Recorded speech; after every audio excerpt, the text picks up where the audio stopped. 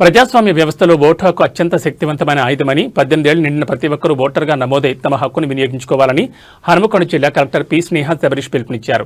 16వ జాతీయ ఓటర్ల దినోత్సవం సందర్భంగా శుక్రవారం కలెక్టరేట్లోని ఐడీఓసీ సమావేశ మందిరంలో అధికారులతో కలిసి ఆమె ప్రత్యేక కార్యక్రమం నిర్వహించారు. రాజ్యాంగం కల్పించిన ఓటు హక్కును ఎటువంటి ప్రలోభాలకు లోను కాకుండా కుల, మత, భాషా భేదాలు లేకుండా స్వేచ్ఛయుతంగా వినియోగిస్తామని కలెక్టర్ అధికారులతో మరియు సిబ్బందితో ప్రతిజ్ఞ చేయించారు.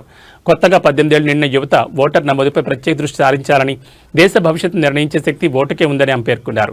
ప్రతి ఏటా జనవరి 25న ఓటు హక్కు ప్రాధాన్యతను వివరించేందుకు ఈ దినోత్సవాన్ని నిర్వహిస్తున్నామని, జిల్లా వ్యాప్తంగా పాఠశాలలు, కళాశాలల్లో ర్యాలీలు, వ్యాసరచన పోటీలు నిర్వహించి అవగాహన కల్పిస్తున్నట్లు తెలిపారు.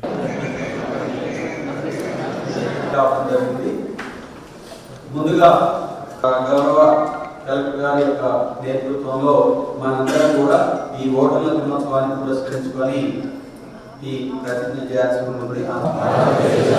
పౌరులమైన మేము ప్రజాస్వామ్యంపై ప్రజాస్వామ్య సాంప్రదాయాలను స్వేచ్ఛాయుత ప్రశాంత ఎన్నికల ప్రభావాన్ని కులం, వర్గం, భాష లేదా ఎటువంటి ఒత్తిడులకు So elections is the only and one of the important mechanism in our country which treats all citizens equally and fairly.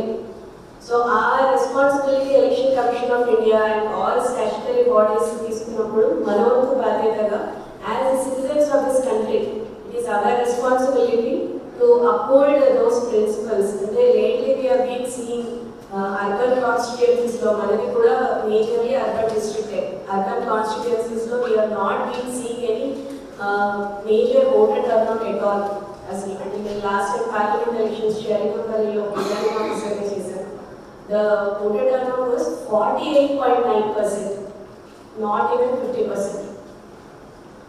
So if that is the situation of voter apathy, then we will lose our rights to question our public representatives. When we don't vote, there is no question of asking anything.